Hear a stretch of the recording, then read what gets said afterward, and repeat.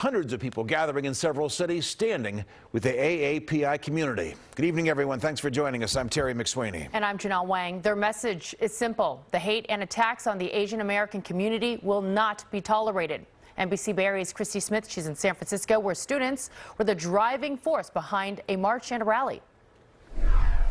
This rally drew a wide group of supporters. Some in the crowd talked about how, in light of recent anti-Asian violence, events like this are exactly what they needed. We are here to call out anti-Asian and xenophobic rhetoric and sentiments. The message was clear and direct. End the hate.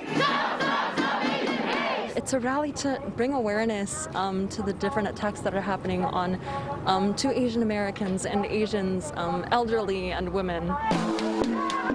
The rally was titled Rise Up with Asians. The rally began with a march from Union Square to Embarcadero Plaza, where speakers from the student-led rally delivered messages of hope and resiliency. I think it's really important that, they learn how to use their voices to say, you know what, this is not okay.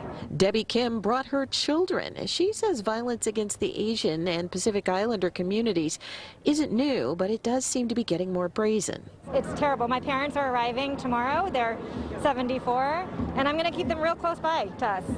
They're not going anywhere without us. It's really scary. And today's message wasn't limited to street attacks.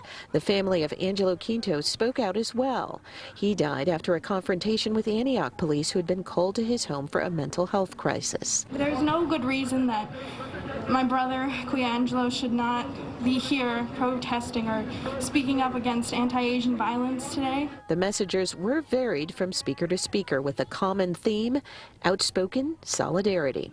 To speak up for those of our family members who aren't able to speak up for themselves. In San Francisco, Christie Smith, NBC Bay Area News.